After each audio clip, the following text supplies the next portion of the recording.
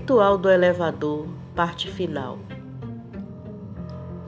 Ao chegar no andar térreo, a portaria estava completamente aberta. A rua estava deserta. O velho bar estava com as luzes acesas. De imediato comecei a procurar por Juliana pela rua e pude ver, de longe, que ela estava sentada sobre um banco da praça, ao lado do bar. Sentei-me ao lado dela e começamos a conversar por longo tempo. Ela ficou surpresa em me ver de volta naquele lugar sombrio. Foi então que eu falei para ela que deveríamos partir, pois esta seria talvez a nossa última chance de sair daquele local. Caminhamos em direção ao prédio de Juliana. Ao chegarmos no local, encontrei a mesma garotinha de antes na porta. Aquela que disse a Juliana ser um anjo, que sem falar nada tocou na mão de Juliana, que começou a se transformar. O seu rosto começou a envelhecer, até que ela virasse uma velha senhora, a mesma que encontrei no elevador, que todos chamavam de Dona Marinalva, a caçadora de almas, o anjo caído. Ao revelar sua identidade, ela começou a gritar. Imediatamente seu corpo sumiu na escuridão. Em seguida, a garotinha me disse que aquilo se tratava de uma armadilha da velha senhora, pois como ela sabia que a rua era um lugar neutro, não poderia me fazer mal nenhum, mas que se eu interagisse com ela no elevador, eu seria capturado. Perguntei por Juliana e a garotinha me disse que não sabia onde ela estava, mas que provavelmente ela estava escondida em algum lugar ou dentro do bar, que desde que as regras fossem corretamente seguidas, também seria um local neutro, pois ela sabia de alguma forma que a sua alma não havia sido capturada. Logo após, a garotinha também desapareceu. Foi então que eu me dirigi até o bar.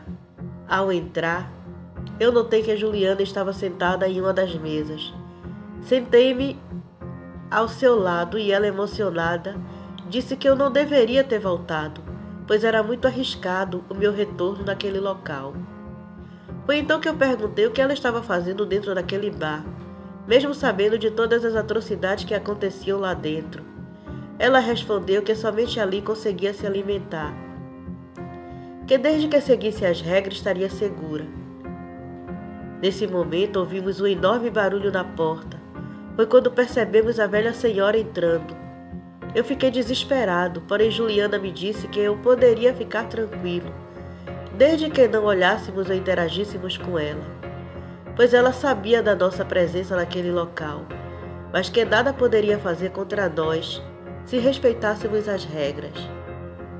Mas me disse para tomar cuidado, pois ela possuía diversas artimanhas para nos enganar e com isso nos fazer quebrar as regras. Dessa vez a velha senhora dirigiu-se até o balcão. Lá o balconista, sem perguntar nada, lhe serviu um prato. Algo parecia se mover dentro dele. Alguma coisa viva estava dentro do prato. Após abocanhar e engolir aquela criatura, deu para ouvir um grito após a primeira mordida. Em seguida, a velha limpou a boca cheia de sangue em um guardanapo sujo que havia sobre o balcão. Deu para ver nesse momento que seus dentes eram pontiagudos, como várias estacas.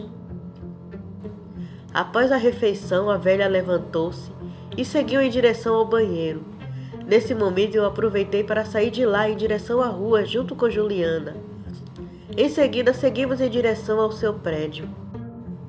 Ao chegarmos na portaria, corremos em direção ao elevador. Porém, a garotinha nos aguardava na porta e disse que apenas um de nós poderia retornar e que, para minha surpresa, era eu. A garotinha disse que não poderia explicar nada naquele momento, mas que eu saberia de tudo assim que eu retornasse para casa. Fiquei chateada com tudo aquilo e retornei para casa. Quando eu acordei na manhã seguinte, deitado em minha cama, parecia ter acordado de outro pesadelo. Então tomei um café e comecei a recordar do meu retorno para casa. Eu havia entrado no elevador. Me lembro que havia conversado com a garotinha e me despedido de Juliana. Após isso, lembro apenas de acordar em minha cama. Em seguida, corri em direção ao prédio de Juliana. Toquei o interfone para falar com o zelador, pois não havia porteiro no local. Ele me atendeu no portão e eu perguntei sobre uma moradora do prédio com o nome de Juliana.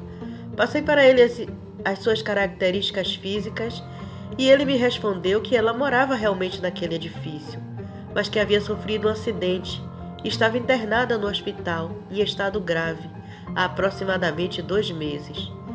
Foi então que eu perguntei se havia algum familiar em seu apartamento e ele prontamente interfonou para lá, porém ninguém atendeu. Mas disse que havia visto sua mãe saindo de carro logo cedo pelo estacionamento. Perguntei para ele se poderia me informar em qual hospital ela estava internada. Ele me disse que o local era próximo de onde estávamos. Prontamente fui até lá. Ao chegar no hospital, fui diretamente à recepção e perguntei pelo nome de Juliana. A atendente me disse que sua mãe estava conversando com o médico, mas que não poderia me passar nenhuma informação, por eu não ser parente dela. Aguardei então ansioso por notícias na recepção. Após algumas horas percebi que entraram diversas garotas perguntando por Juliana na recepção, pois também aguardavam notícias. Me aproximei delas e me identifiquei como amigo de infância de Juliana. Disse estar preocupado com a sua situação, pois não sabia o que havia ocorrido. Foi então que uma das garotas me respondeu que ela havia sofrido um acidente no edifício onde morava. Foi nesse momento que outra garota sussurrou que aquilo seria a maldição do ritual. E quando eu perguntei o que havia ocorrido, elas me disseram que o elevador onde ela estava havia despencado do 10º andar e que ela estava em coma desde então. Nesse momento eu perguntei o que a mãe dela estava fazendo no hospital naquele horário. Uma das garotas me disse que ela havia recebido uma ligação do hospital para comparecer com urgência no local. Todas elas já temiam o pior, pois uma delas disse que havia ocorrido o mesmo com sua avó e que ligaram do hospital e pediram para alguns parentes dirigirem-se lá com urgência. No local foram informados de que ela havia falecido. Eu sabia que este procedimento é padrão dos hospitais, pois ninguém comunica a morte de um paciente pelo telefone. Neste momento eu também já havia perdido as esperanças de encontrá-la com vida. Então eu perguntei para suas amigas sobre o ritual que uma delas havia comentado. Todas elas afirmaram conhecer o ritual do elevador, porém nenhuma delas, exceto Juliana, teve coragem de fazê-lo. Disseram-me que ela prometeu que faria naquela noite em que sofreu o acidente. Foi então que comecei a me lembrar que um dos elevadores do edifício de Juliana estava interditado e que há uns 2 meses eu havia visto uma movimentação estranha em frente ao edifício de Juliana, com diversas ambulâncias no local. Uma das amigas dela me disse que a família e o edifício quiseram abafar o caso. Entraram em acordo com todos os moradores do local para ninguém comentar sobre o assunto. Por isso nada foi divulgado. Uma das amigas me disse que até as imagens da câmera de segurança do elevador haviam simplesmente desaparecido. Nesse momento eu pensei que algo estranho devia ter ocorrido. Os moradores e o zelador sabiam o que havia ocorrido de errado no elevador. As imagens provavelmente mostravam alguma coisa que todos queriam ocultar, inclusive a família de Juliana. Uma das garotas me disse que chegou a conversar com o zelador. Ela me afirmou que apenas ele e a mãe de Juliana haviam assistido à gravação da câmera de segurança. Disse ainda que ele ocultou até da polícia, pois, em acordo com a mãe de Juliana, informaram aos investigadores que as câmeras do elevador estavam quebradas. A garota questionou o motivo pelo qual havia ocultado a gravação e o zelador simplesmente respondeu que aquilo que estava gravado em fita não era tão atormentador que lhe arrepiava a espinha só de tocar no assunto.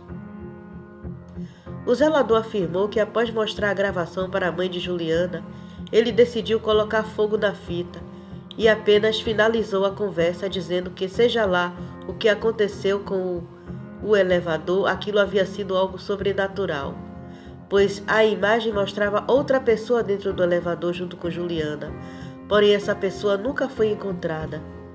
Mas não quis de forma alguma entrar em mais detalhes do que ele assistiu. Em seguida percebi uma senhora saindo do elevador junto com um médico. A senhora estava bastante emocionada. As garotas me informaram que aquela era a mãe de Juliana. Elas correram em direção à senhora, e eu apenas aguardei. Pouco tempo depois percebi que todas elas choravam compulsivamente. Ao observar aquela cena, fiquei sem chão, pois havia criado um sentimento muito forte por Juliana. Me levantei e fui em direção a elas prestar minhas condolências. As amigas dela me abraçaram emocionadas, todas elas falaram que ela estava viva. Disseram que o médico havia ligado porque ela havia acordado do seu coma, mas que precisaria ficar internada para passar por sessões de fisioterapia. Mas ela passava bem. Foi então que a mãe dela perguntou meu nome, e eu respondi que era Alain. Ela, espantada, me disse que Juliana havia chamado meu nome desde o momento que havia acordado. Logo fui autorizado a subir até o quarto. Chegando lá, ela se emocionou e me deu um abraço e sussurrou no meu ouvido: "Você não esqueceu de mim." Depois disso, Juliana recebeu alta do hospital, viramos grandes amigos, após um tempo começamos a namorar. Atualmente moramos juntos em uma casa sem elevadores, pois mesmo após tudo aquilo ter passado, eu ainda vejo aquela velha senhora todas as vezes que entro em um elevador à noite sozinho. Juliana afirma que com ela acontece a mesma coisa. No nosso mundo misterioso existem portais que, uma vez abertos, nunca fecham jamais. Ao olhar para a escuridão, ela devolve o olhar em sua direção.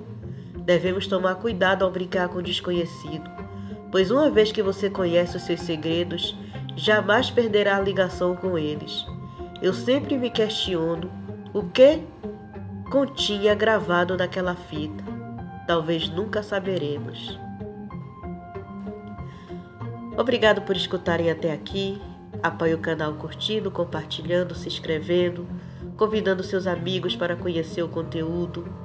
E você que vem até aqui, mas ainda não é um inscrito, considere se inscrever no canal e fazer parte da família de Sombrios. E até a próxima.